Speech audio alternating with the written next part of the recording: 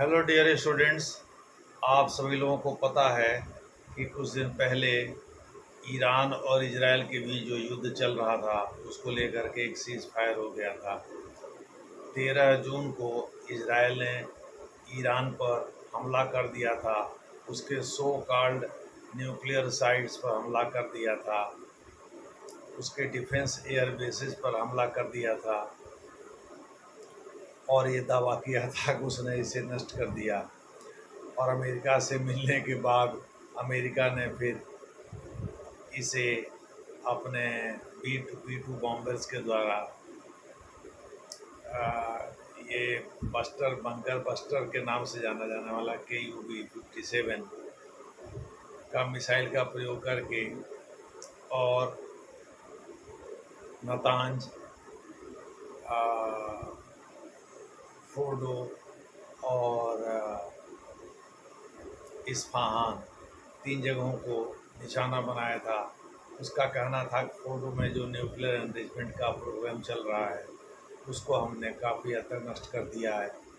हालांकि बहुत सारे अमेरिकी एक्सपर्ट जो कि जर्नलिस्ट भी हैं, जैसे वहाँ न्यूयॉर्क टाइम्स और वाशिंगटन पोस्ट के द्वारा ये कहा गया कि भाई आपने केवल इसे हाल्ट किया है, ख़त्म नहीं किया है।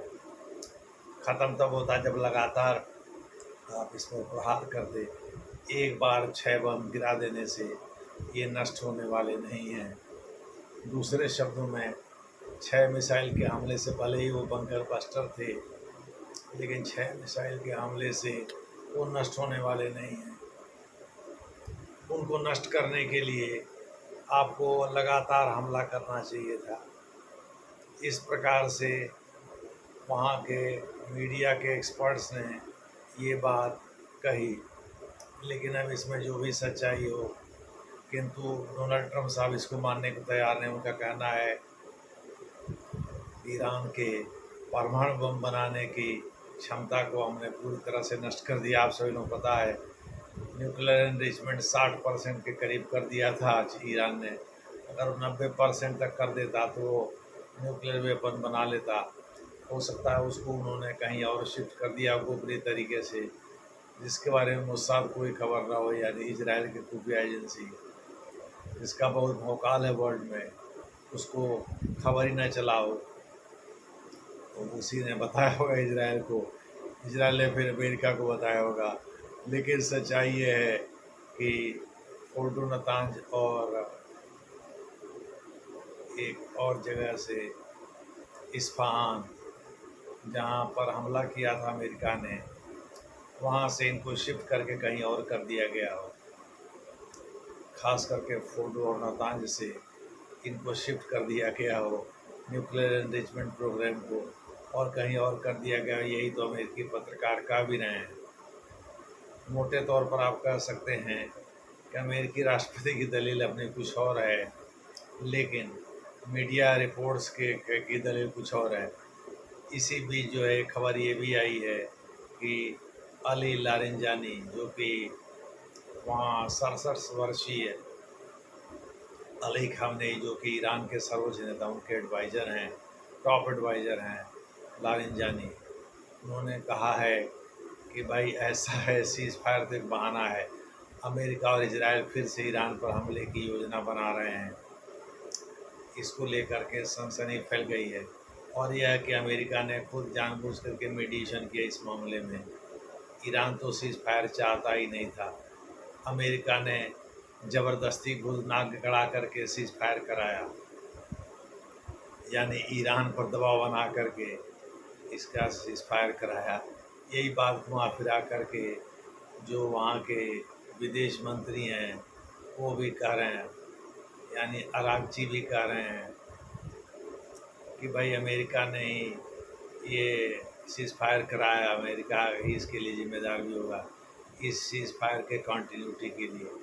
दूसरे शब्दों में ईरान को इस बात का डर है कि भाई उनके सर्वोच्च नेता अली खamenei की हत्या करने के लिए ही ये सीज़ फायर कराया गया है, ताकि कुछ दिन लल रहे, शांत रहे मामला। उस दौरान ये लोग अपने ताकत को फिर से रिगेन करके फिर ईरान पर हमला करेंगे। इजराइल की यही योजना है। दूसरे शब्दों में उनका उद्देश्य अली खामनेई की हत्या करना है। पहले युद्ध के दौरान उन्होंने देख लिया कि भाई मुस्लिम वर्ल्ड के लोग लिप सर्विस तो दे रहे हैं लेकिन आ नहीं रहे हैं बचाव में। ये बात ईरान को भी पता है कि भाई रूस और ईरान दोनों मिलकर के ईरान को परास्त कर देंगे, ईरान को ख़त्म करना चाहते हैं। सॉरी, रूस कह रहे हैं, अमेरिका और इजराइल मिलकर के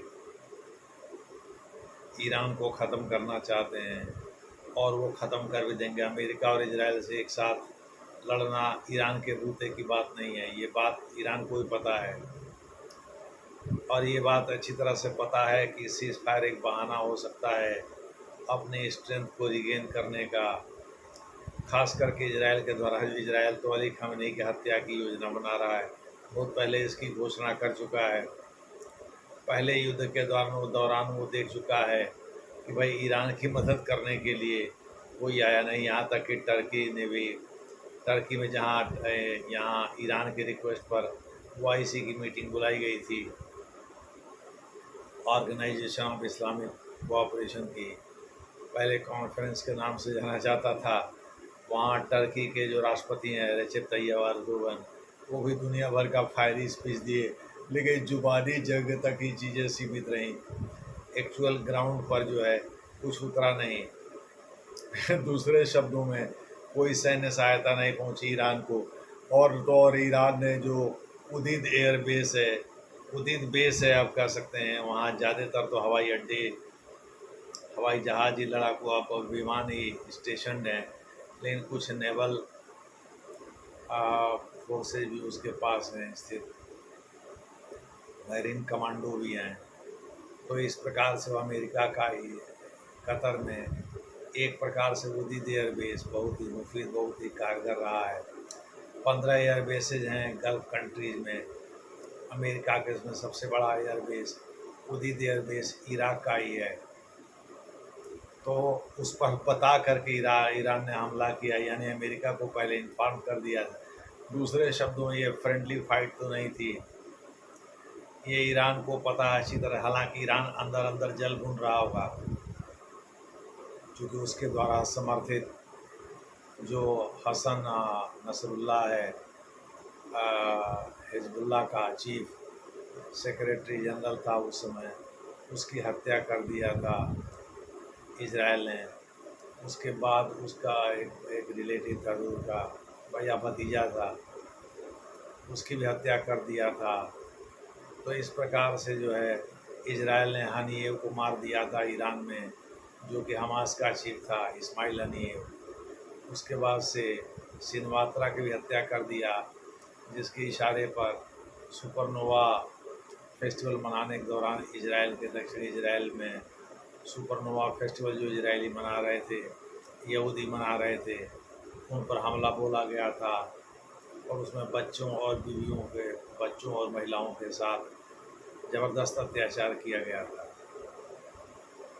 इस प्रकार से इजराइल ने अपने मंसूबे में काफ़ी हद तक सफलता प्राप्त की है। यहूदियों के खिलाफ यमन में भी उसने कार्रवाई किया है, फिर ईरान पर भी अटैक कर दिया, क्योंकि ईरान के शाह पर ये सब चल रहे थे। हालांकि हमास पहले सऊदी अरब की शाह पर चलता था, क्योंकि सऊदी अरब सुन्नियों का देश है, जबकि सीरिया, इराक और ईरान में शिया ज़्यादा हैं। तो इस प्रकार से जो है ईरान की शाह पर ही ये, लेकिन ईरान ने बाद में हमास को भी सपोर्ट करना शुरू कर दिया था, मुस्लिम ब्रदरहुड के कॉन्सेप्ट के तहत। इस प्रकार से मोटे तौर पर यमन में भी ये ज़्यादातर सुन्नी मुस्लिम हैं, लेकिन फिर भी ईरान सपोर्ट कर रहा हूती विद्रोहियों को।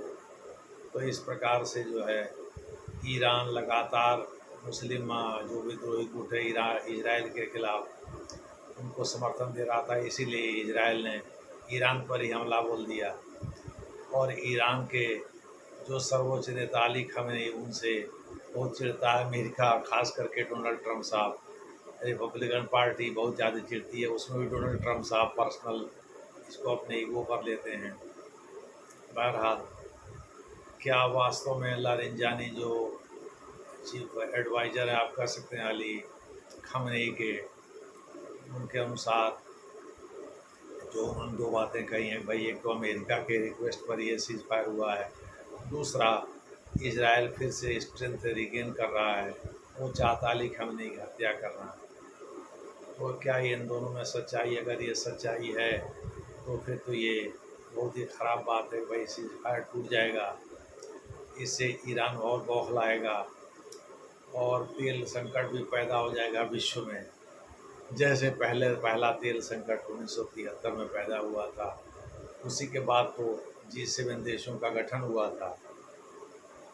तो इसी तरह का तेल संकट तो ऐसे भी संसद ने प्रस्ताव तो पारित कर दिया था कि हार्मुज जलडमरू मध्य को ईरान ब्लॉक कर सकता है। देखना है कि भाई आगे क्या होता है, जैसा होगा वैसा आपसे चर्चा किया जाएगा। धन्यवाद।